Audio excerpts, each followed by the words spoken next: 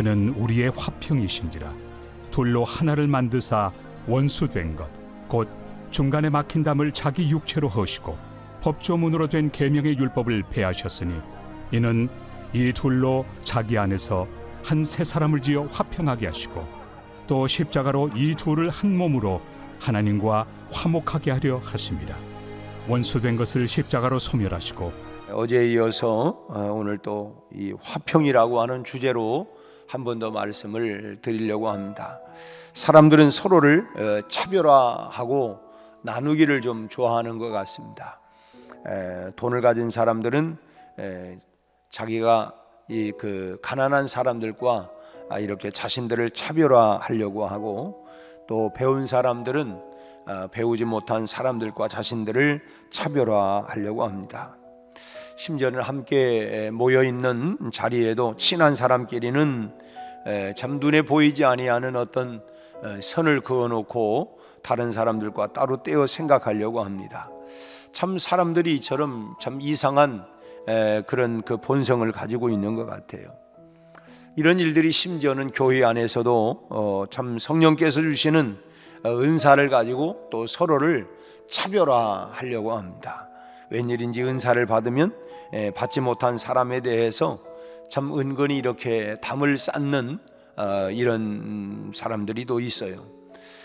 그러니까 남과는 자기는 차별화하는 이런 마음을 갖는 것, 이것은 일반적으로 보면 보통은 가진 사람들, 또 남들보다 더 많은 것을 누리는 사람들이 참 이런 차별화하는 것을 또 이게 담을 쌓고 구별하려고 하는 것을 시작하는 경향들이 많이 있는 것 같습니다.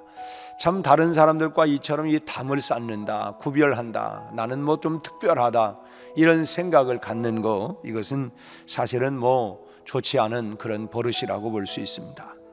하지만 우리는 적어도 하나님을 신앙하는, 참 예수 믿는, 그리고 오늘 또 우리가 참 그리스도를 본받아 살아간다라고 하는 신앙인이라고 한다면, 내가 더 가진 것이 있고 또 내가 더 누릴 것이 있다고 생각될 때마다 그것을 우리가 선을 그을 것이 아니라, 나는 특별하다, 구별하려고 하는 것이 아니라 그리스도께서 우리의 화평이 되셨다고 하는 말씀을 늘 우리는 기억해야 할 것입니다. 우리로 화평을 하기 위해서, 어제도 그런 말씀을 드렸습니다마는 14절에 그는 우리의 화평이신지라. 그리스도는 우리 안에 오셔서 왜 오셨느냐? 화평을 이루려고. 그 화평을 어떻게? 당신의 몸을 통해서. 어제도 그래서 참 부자지간의 그런 서로 갈등 속에 참 아내가 참 결국은 병이 들고, 그리고 결국은 죽음의 자리에서 아버지와, 그러니까 남편과 아들과 서로 화해를 시키면서 결국은 죽음이, 참 아내의 죽음이 참 남편과 아들과의 그런 그 갈등을 하나로 만들어 놓았다고 하는 그런 말씀을 한번 드렸습니다마는, 하나님과 원수되었던 우리 관계를 그리스도께서, 하나님의 독생자 아들이 오셔서 십자가의 희생 제물이 됨으로 인하여 이제 그 모든 막힌 담을 육체로 당신의 몸으로, 희생으로 허물고 하나가 되었다라고 하는 것입니다. 그래서 우리는 늘 우리가 살아가면서 그리스도께서 우리의 화평이 되셨다, 당신과 내가 하나 될 수 없고 구별될 수 있고 담을 쌓을 수 있지만, 주님이 오신 목적은 당신과 우리 사이, 나 사이에 정말 이런 담들이 허물기 위해서 그리스도께서 화목제물로 오셨다, 화평을 이루기 위해서 오셨다라고 하는 것을 우리가 늘 마음 가운데 우리가 되새기면서 살아가야 되겠다고 하는 것입니다. 막힌 담을 헐고 둘을 하나 되게 하는 비결은 어디에 있느냐? 그리스도에게만 있다고 하는 것이죠. 14절 중간 말씀에도 뒤에 보면 중간에 막힌 담을 자기 육체로 허시고, 중간에 막힌 담, 옛날 이스라엘 백성들은 성전을 이렇게 지을 때에 우리가 아는 대로 성소와 지성소 이 구분도 했고, 또 그 안에는 여러 뜰이 있었는데, 가장 안쪽에는 뭐 유대인의 뜰이 있고, 그리고 또 여인들의 뜰이 있고, 그리고 맨 가에는 그 이방인의 뜰이 있었습니다. 이렇게 다 이게 구분이 있었어요. 그래서 이방인들은 하나님을 섬기고 싶어도 그 이방인의 뜰을 넘어서 다른 곳으로 절대로 들어갈 수가 없었습니다. 이방인의 뜰과 유대인이 들어가는 성전의 뜰 사이에는 약 1.5m 정도 높이의 대리석 기둥들이 이렇게 칸막이로 다 있었다고 해요. 그래서 이방인이 이 담장을 넘어서 성전으로 들어가게 되면 어떻게 되느냐? 무조건 사형이라는 거예요. 무조건 사형. 사실 성전 맨 가에 허락된 이 이방인의 뜰은 우리 예수님 당시에도 예수님께서 성전에 가셨을 때에 예루살렘에 올라가셔서 성전에 올라갔더니 거기에 이제 여러 환전상들, 또 비둘기 파는 사람들, 짐승을 이렇게 거래하는 일들이 있었던 것처럼 이 이방인의 뜰은 바로 이 제사 드리는 소나 양을 그는 파는 그런 장소였습니다. 그러니까 이방인은 하나님을 섬길 수 없는, 결국은 짐승처럼 그렇게 취급을 해. 너희들은 다 짐승과 똑같다. 그래서 그런 취급을 받게 된 것입니다. 그런데 예수님이 그 가운데 오셔서 하나님과 우리 사이에 막혀진 휘장을, 마치 성소와 지성소 사이에 모든 가로막혔던 휘장을 그것이 찢어진 것처럼 그런 당신의 몸으로 찢으시고, 이것은 무엇을 얘기하냐면 유대인이나 이방인을 가로막았던 담장까지도 완전히 다 허물었다고 하는 것입니다. 그래서 화평을, 이제는 무슨 양반이 따로 있고 무슨 하인이 노예가 따로 있는 게 아니라, 그게 아니다. 이 모든 구별되는 것, 이것은 그리스도께서 오심으로 말미암아서 이제는 다 너와 내가 다 동등하게 다 하나가 되었다라고 하는 것이죠. 그리고 이제는 누구든지 유대인이든 이방인이든 구분하지 아니하고, 우리 말씀처럼 주의 이름을 부르는 자는 누구든지 주의 이름을 부르기만 하면 이제는 구원을 얻을 수 있는 그런 길이 열리게 된 것입니다. 유대인이기 때문에 그들이 특별한 것이 아니라 어느 누구든 노예든 야만인이든 사도 바울이 내가 이제 참 복음을 전하는데 유대인이든 헬라인이든 이방인이든 누구든지 이제는 예수를 믿기만 하면 구원을 받는 그런 화목의 길이 열리게 되었다고 하는 것이죠. 그래서 예수님 안에 화평이 있습니다. 그리스도께로 돌아갈 때 우리는 그 화평을 맛볼 수가 있는 것입니다. 그래서 우리가 예수를 정말 잘 믿는다고 하는 거, 이건 뭡니까? 그리스도의 화평이 우리 안에, 하나님과 나 사이에 가로막혔던 모든 이런 관계가 이제는 열리게 되어서 이제는 우리가 직접 하나님을 아바 아버지라 부를 수 있게 되었고, 이제는 우리가 누구 중보가 아니라 그리스도의 이름으로 하나님 아버지 앞으로 우리가 단번이 나갈 수 있는 화목의 길이, 또 우리가 기도할 수 있는 기도의 길이 열려지게 된 것입니다. 주님 안에 있기만 하면 담장이 허물어지고 둘이 하나 되는 역사가 나타나는 것입니다. 그러니까 중요한 것은 뭐냐? 내가 지금 그리스도 안에 있는가? 내가 그리스도 안에 있는가? 내가 정말 그리스도 안에 있다고 한다면 주님이 오셔서 화평을 이루어온 것처럼 내가 화평을 이루어가는 일에 우리가 힘을 써야 한다고 하는 것이죠. 주님이 우리에게 이런 화평을 누리게 했다고 하면 우리도 역시 화평을 이렇게 전하는 그런 사도로 이 세상을 살아가야 합니다. 세상 곳곳마다 다툼이 있고 분열이 있고 갈등이 있고 전쟁이 있고 이런 일이 있지만, 우리가 가는 곳곳마다 화평을 이루어가는 화평의 사도가 되어야 된다라고 하는 것입니다. 내가 가는 곳마다 분열이 일어나고 갈등이 일어나고 다툼이 일어난다고 하면 나는 그리스도 안에 있는 것이 아니죠. 내가 정말 그리스도 안에 있다고 하면, 화평을 내가 경험했다고 한다면 우리는 화평을 만드는 그런 사람이, 마태복음 5장 9절 말씀에서도 예수님께서 이 소위 팔복을 말씀하시면서 화평케 하는 자는 복이 있나니 그들이 하나님의 아들이라 일컬음을 받을 것이요 라고 했습니다. 하나님의 아들, 누가 하나님의 아들이냐? 화평을 만드는 사람. 화평을 만드는 사람이, 거꾸로 얘기하면 분열을 만드는 사람은 하나님의 아들이 아니면 뭐겠어요? 그럼 마귀의 자식이라고 할 수밖에 없는 것입니다. 하나님의 자녀로서 가장 두드러진 특징이 뭐냐? 그것은 바로 화평케 하는 일이라는 것입니다. 그 사람이 가기만 하면 그냥 다 화평을 이루는 것입니다. 그것이 바로 하나님의 아들이라는 것이죠. 그것이 그리스도 안에 있다고 하는 내가 바로 주님 안에 있다고 하는 것을 표현하는 것입니다. 그럼 어떻게 우리가 해야만이 화평케 하는 사명을 우리가 잘 감당할 수가 있느냐? 그것은 우리의 머리 되신 그리스도를 늘 기억하는 것입니다. 화평하진 못한 자리에 있을 때마다 우리 마음속에 계속해서 우리가 되뇌어야 하는 그런 내가 마음으로 계속해서 우리가 외쳐야 하고 또 생각해야 할 건 뭐냐? 예수님만이 나의 머리요, 우리 모두는 그의 지체다. 예수님이 머리다. 예수님만이 우리들의 머리고 우리는 그의 지체다 라고 하는 것을 우리가 늘 생각하고 또 되뇌어야 할 것입니다. 우리가 우리 몸을 생각을 해보면 한 몸에 여러 지체가 있죠. 그야말로 손과 발, 몸, 다 이 모든, 그런데 이 모든 지체들은 결국은 무엇으로부터 다 지배를 받느냐? 머리로부터 다. 그래서 몸의 각 기관들이 다 분리되어 있기는 하지만 여러분, 그 경계가 만약 무너진다고 한다면 그건 곧바로 사망입니다. 예를 든다고 하면 만약에 위장과 심장이 서로 통한다든지 또 그래서 허파와 쓸개가 뒤섞인다고 한다면 사람이 어떻게 되겠습니까?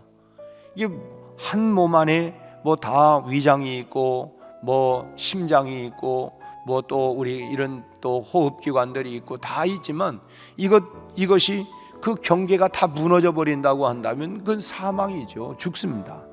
그러니까 각 기관이 정확하게 다 분리가 되어 있어야 합니다. 그러므로 예수 안에서 우리 각자는 서로의 개성을 인정해야 된다는 것입니다.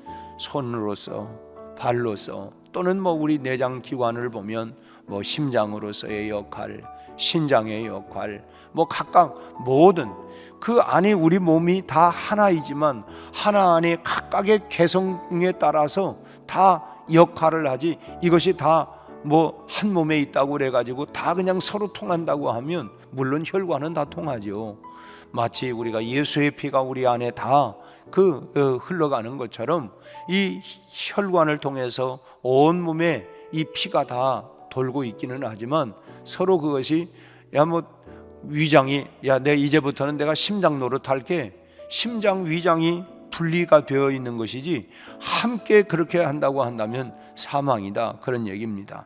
그러니까 개성을 인정해야 된다고 하는 거예요. 위장은 위장의 역할을, 심장은 심장의 역할을, 신장은 신장의 역할을 다 그렇게 개성을 인정해야 된다고 하는 거예요. 다 똑같아진다고 한다면 그것은 오히려 죽음을 의미하는 것입니다. 다 생각이 다르고 특징이 다르고 재능이 다르기 때문에 그게 한 몸을 서로 이렇게 유지해 나갈 수가 있는 것입니다. 오늘도 우리가 발이 있기 때문에 걸어올 수 있었고, 눈이 있기 때문에 우리가 앞을 보고 올 수가 있었고, 또 손이 있기 때문에 우리가 옷을 입고 씻고 모든 것을 또 할 수도 있고, 또 눈이 있기 때문에 또 귀가 있기 때문에 이 다 각각 개성이 있게 다 다르지만은 그러나 한 몸 안에 다 있다고 하는 것입니다. 만약에 위장이 허파더러 너 이제 나와 같은 일을 같이 하자, 왜 너 따로 하지 말고 나와 똑같은 일을 좀 같이 하자, 동업하자, 이렇게 우긴다고 하면 여러분 그 어떻게 되겠습니까? 그건 죽음을 자초하는 것이죠. 그런데 이렇게 구분되어 있으면서도 우리 몸에 이렇게 일사불란하게 움직이면서 서로의 도움이 될 수 있는 것은 결국은 머리 때문입니다. 머리. 각각 분리된 몸의 기관들이 머리를 통해서 다 하나로 다 연결이 되어 있는 것이죠. 그래서 머리가 다 명령을 내리는 대로, 그래서 온 몸이 각각 개성을 가지고 다 달리 있지만은 이 머리로부터 다 일사불란하게 다 움직이고 있다고 하는 것입니다. 오늘 머리가 뭐라고? 손 움직여, 발 움직여, 그 다음에 이렇게 결국은 이 머리에서부터 그 명령이 내려져서 그대로 하나가 된다고 하는 것입니다.